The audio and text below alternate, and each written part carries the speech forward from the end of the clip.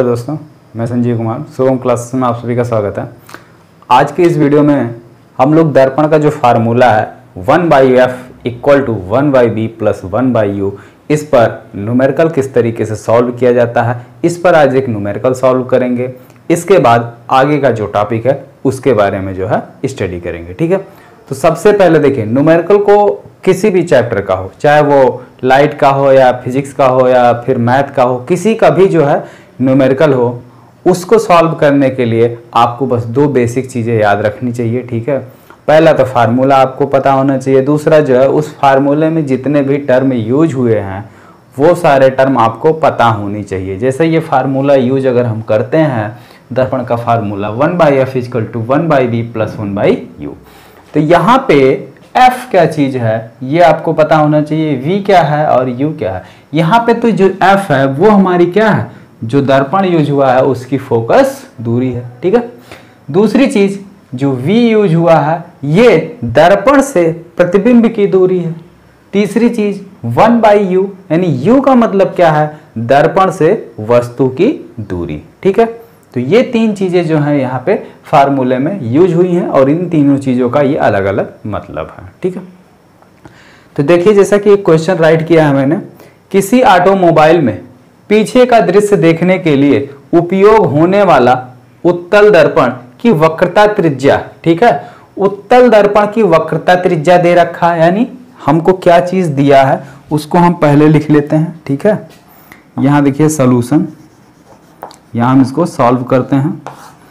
क्या क्या चीज दिया पहले उसको लिख लो। दिया है वक्रता त्रिज्या r = 3.00 मीटर, यानी 3 मीटर। ठीक है, फिर दिया है यदि एक बस इस दर्पण से 5 मीटर की दूरी पर है, यानी बस का प्रतिबिंब जो है हमको लेना है। यानी वस्तु कौन हो गया, बस, इसकी दूरी दर्पण से कितनी दी हुई है, 5 मीटर। तो u = कितना दिया है, 5 मीटर। ठीक है, u = 5 मीटर। अब ये 5 मीटर हम पॉजिटिव लेंगे कि नेगेटिव लेंगे, ये भी जो है डिपेंड करता है किस पर, दर्पण के नेचर पर। आपको यूज कौन सा दर्पण करना है, उत्तल दर्पण। ठीक है, कौन सा दर्पण यूज हो रहा, उत्तल दर्पण। उत्तल दर्पण का जरा फिगर आप लोग अपने माइंड में बनाइए, तो उत्तल दर्पण यही ना बनता है। ठीक है, यही है। इसकी वक्रता त्रिज्या अंदर की तरफ होती है, यानी दाहिनी साइड, और जो वस्तु होता है वो किधर होता है, इस साइड होता है। तो जो वस्तु की दूरी है उसको हम किससे डिनोट करते हैं, माइनस साइन के साथ, क्योंकि दर्पण के बाईं साइड है। ठीक है, -5 मीटर, और वक्रता त्रिज्या इस साइड है, तो इसको हम क्या लिखेंगे, प्लस। ठीक है, निकालना क्या है, तो प्रतिबिंब की स्थिति, यानी प्रतिबिंब कहां बनेगा, प्रतिबिंब की प्रकृति और साइज भी हमको क्या करनी है, बतानी है। तो ये तीन चीजें जो है यहाँ पे हमको निकालनी है। v का मान निकालना है, इसका नेचर निकालना है, इसकी साइज भी निकालनी है। ठीक है, तो साइज के लिए तो फार्मूला अभी मैंने आपको बताया नहीं है। ठीक है, तो साइज का जैसा ही फार्मूला बताएंगे वहीं पे आज ही बताएंगे साइज का फार्मूला कि किस तरीके से हम प्रतिबिंब की साइज या हाइट निकालेंगे। ठीक है, तो इस क्वेश्चन को जितनी चीजें यहाँ पे मैंने आपको बताई हैं उतना तो हम पहले ज्ञात कर लेते हैं। स्थिति और प्रकृति, ये दोनों चीज निकाल लेते हैं और यहाँ साइड में लिख लेते हैं, और जैसे ही साइज का फार्मूला डिराइव करेंगे तुरंत इसकी साइज भी जो है वहीं कैलकुलेट कर दी जाएगी। ठीक है, अब देखो फार्मूला अप्लाई करो। फार्मूला हमारा क्या है, 1/f, तो जैसे मान लीजिए ये दिया है u, यहां से 5 मीटर है। ठीक है, अब इसकी प्रतिबिंब एक फोकस से होकर चली जाएगी और दूसरी जो है वक्रता केंद्र से होकर जाती है। तो यहाँ पे जो है देखो इसका प्रतिबिंब बन रहा है, इसका प्रतिबिंब यहाँ कहीं बन रहा है। ठीक है, तो फार्मूला यूज करते हैं। अब फार्मूले में हमको क्या चाहिए, f चाहिए, लेकिन f नहीं पता बल्कि क्या पता, r। तो इसके पहले वाले प्रूफ में जाओ, फोकस दूरी तथा वक्रता त्रिज्या में संबंध, f = क्या होता है, r/2। r की वैल्यू है कितनी, 3 मीटर बटे 2 यानी 1.5 मीटर। ठीक है, फोकस दूरी कितनी हो गई 1/5 मीटर। तो वैल्यू रखो 1/f equal to 1/b plus 1/u, ये फार्मूला हो गया। इसमें जो है 1/f हमको निकालना क्या है v ना, तो v को इधर ले आओ, 1/v को ऐसे ही रहने दो, इसको u को दूसरी साइड भेज दो। ठीक है, u को क्या करो दूसरी साइड भेज दो, 1/f minus 1/u equal to 1/b। ठीक है, अब सबकी वैल्यू रख लो। f की वैल्यू कितनी है ये वाली रख लो, गुणा भाग करने में आसानी होगी। 3/2 माइनस u की वैल्यू -5, तो minus minus plus 1/5 equal to 1/b। ये 2 चला जाएगा ऊपर, 2/3 प्लस 1/5 इक्वल टू 1/b। इसको सॉल्व कर लो, इसका एलसीएम ले लो, लासा ले लो या तिरछा गुणा कर लो। 5 दूनी 10 और 3 1 3 और नीचे हो गया 5 3 15, नीचे कितना हो गया 15, 5 दूनी 10 प्लस 3 1 3 प्लस कुछ नहीं है इक्वल टू 1/b। ठीक है, कितना हो गया 10 3 13 बटे 15 इक्वल टू 1/b, 1/v। तो v की वैल्यू कितनी आ गई v इक्वल टू 15/13, 15/13। अब 15 में 13 से भाग करो, कितना आता है 15 भागे 13, 13 के 13, 10 बढ़ाएंगे 0 हो गया, 15 दूनी 13 दूनी 26, फिर भी एक ही बार जाएगा 13, कितना आया 7 आया, फिर 13 बचे 65, तो 1.15 मीटर। ठीक है, 1.15 मीटर, ये हमारी दशमलव के 2 अंक तक बहुत है।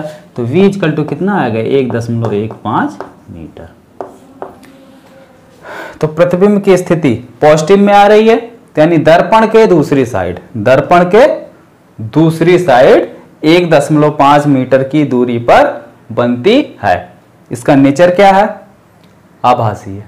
ठीक है, कैसा है आभासी है, इसको हम पर्दे पर नहीं ले सकते हैं। ठीक है, अगर यही नेगेटिव आ जाता तो इस साइड बनता, इसको हम पर्दे पर ले सकते थे।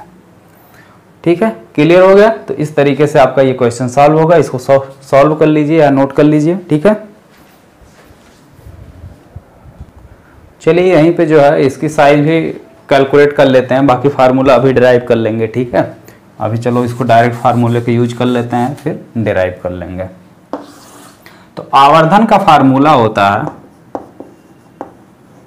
आवर्धन m इक्वल टू होता है प्रतिबिंब की लंबाई बटे वस्तु की लंबाई। प्रतिबिंब को h डैश से लिखते हैं और इसको v से, या इसका एक और रिलेशन होता है माइनस v बटे u, minus v by u।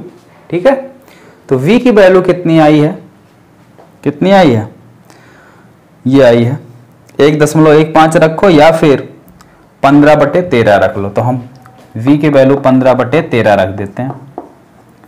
ठीक है, बटे u की वैल्यू कितनी दी थी -5, -5। ठीक है, तो माइनस माइनस क्या हो गया प्लस हो गया, इसको सॉल्व करो तो ये हो गया 15 बटे ये नीचे आ गया 13 बचे 65।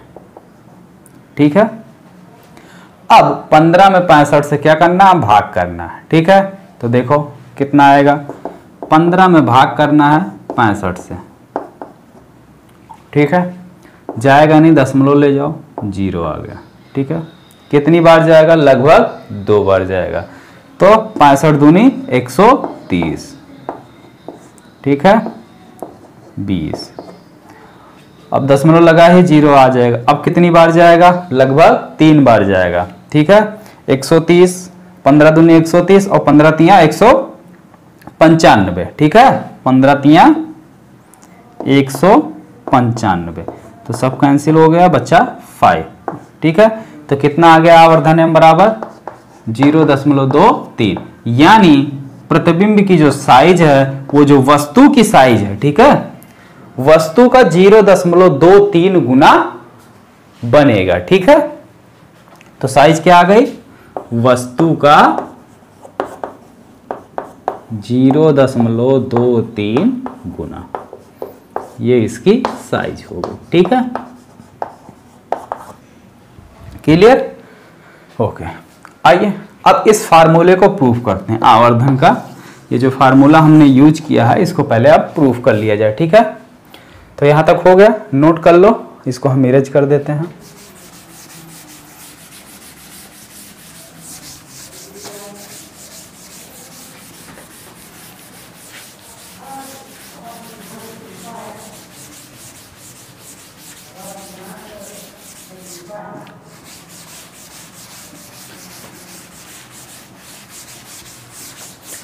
और एक चीज़, अगर आप लोग अभी तक वीडियो को लाइक नहीं करे हैं तो वीडियो को लाइक कर दीजिए, क्योंकि जिस तरीके से हम बिल्कुल आपको बहुत ही आसानी से और बहुत ही आसान तरीके से और बहुत ही धीरे धीरे आपको समझा रहे हैं चीज़ों को। ठीक है,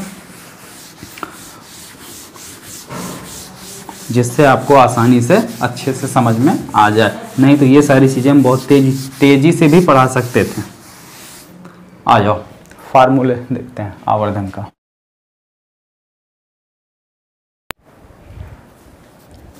आवर्धन मैग्निफिकेशन, इसको किस तरीके से सॉल्व करेंगे, देखो फार्मूला इसका क्या है, m इक्वल टू होता है प्रतिबिंब की लंबाई, प्रतिबिंब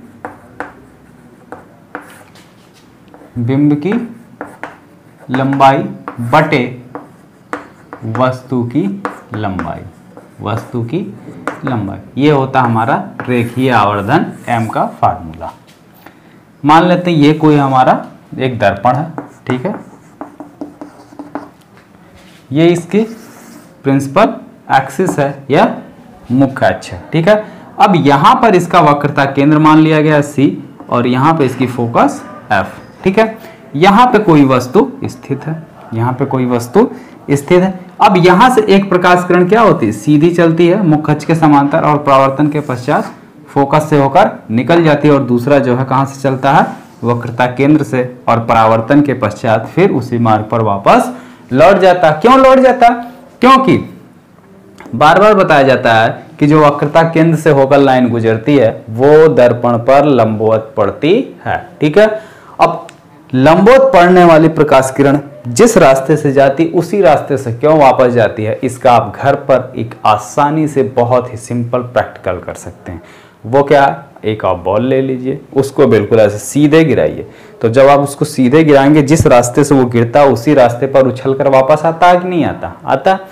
ठीक है, ये तो हो गया प्रैक्टिकल परपेंडिकुलर। लेकिन एंगल वाला क्या, आप उसको थोड़ा किसी एंगल पर फेंकिए, तो जिस एंगल पर आप उसको फेंकेंगे, यानी जमीन के साथ जो एंगल बनाता हुआ, जैसे मान लीजिए ये आपकी जमीन है, आप यहाँ खड़े, यहाँ से बॉल फेंके, इस एंगल पर बॉल फेंक रहे हैं, तो जमीन के साथ ये जो एंगल बना रहा है उसी एंगल पर फिर वो क्या होता है, निकल जाता है। ठीक है, उसी एंगल पर फिर वो क्या होता है, वापस निकल जाता है। लेकिन अगर इसी को आप बॉल को अगर आप परपेंडिकुलर गिराते हैं तो यहाँ टकराने के बाद फिर ऐसे ही निकलता है। ठीक है, तो इसका प्रैक्टिकल आप आसानी से कर सकते हैं, कहीं और से जो है इसको रिलेट मैंने नहीं किया है।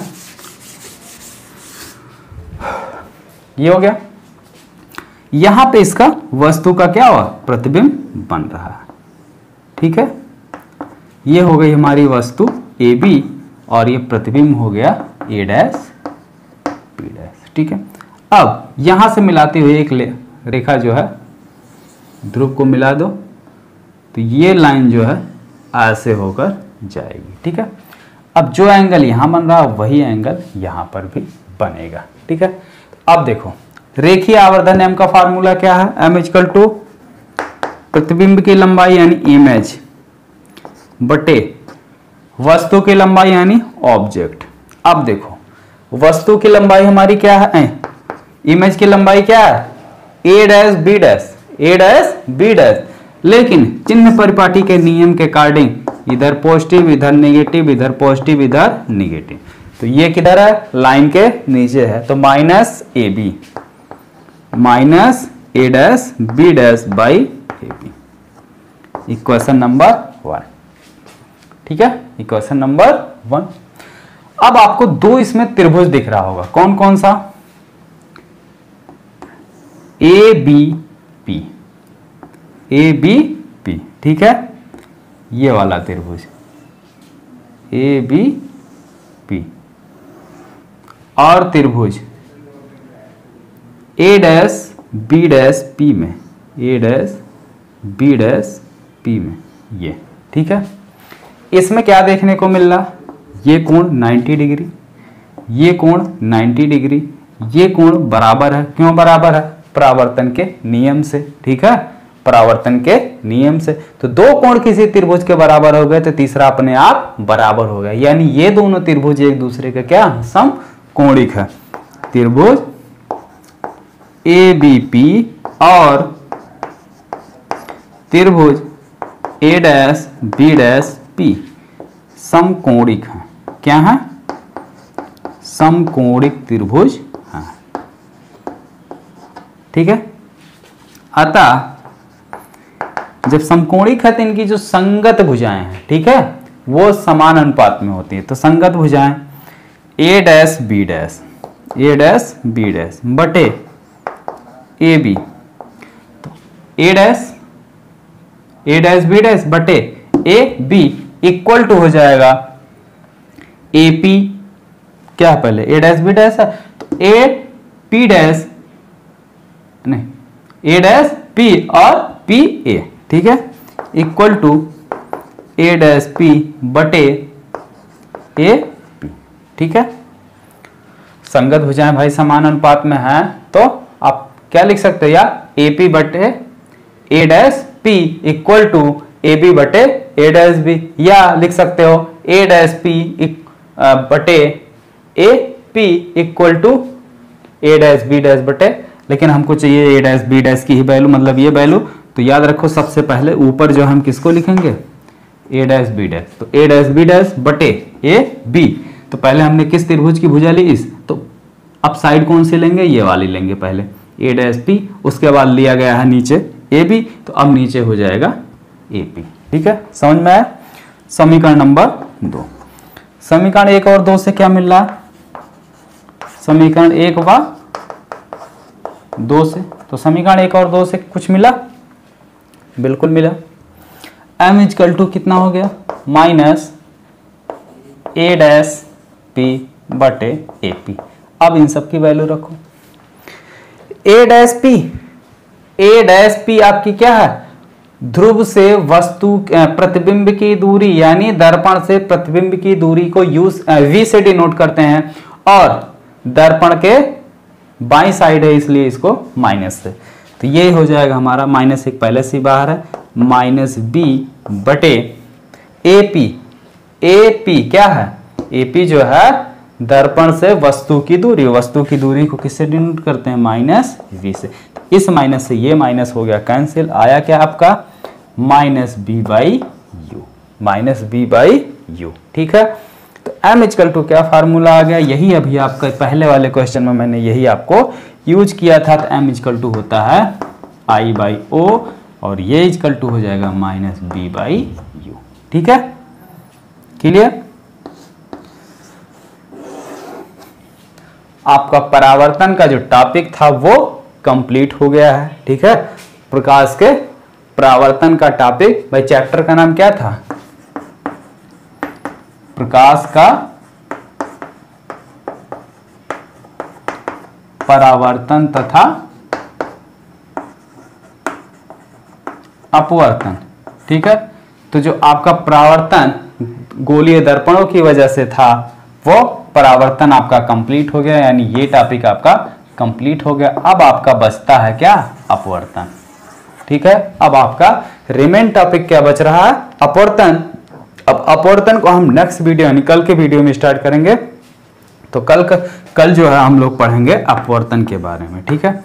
अपवर्तन क्या चीज होता है, ठीक है, अपवर्तन क्या चीज होता है इसके बारे में हम लोग कल पढ़ेंगे। थोड़ा सा जो है, अब यहाँ पे क्या था कि प्रकाश किरण एक माध्यम से आता था और किसी समतल सतह से टकराकर पुनः उसी माध्यम में लौट जाता था, तो इस क्रिया को हम क्या कहते थे, परावर्तन। अपवर्तन में क्या होगा कि एक माध्यम से आएगा और दूसरे माध्यम में जाएगा, ठीक है। प्रकाश जो है एक माध्यम से आएगा दूसरे माध्यम में जाएगा, ये क्रिया जो है अपवर्तन कहलाती है। ठीक है, ये अपवर्तन की डेफिनेशन है। और बाकी इसके बारे में जो परिघटनाएं हैं डिटेल से वो हम कल स्टडी करेंगे।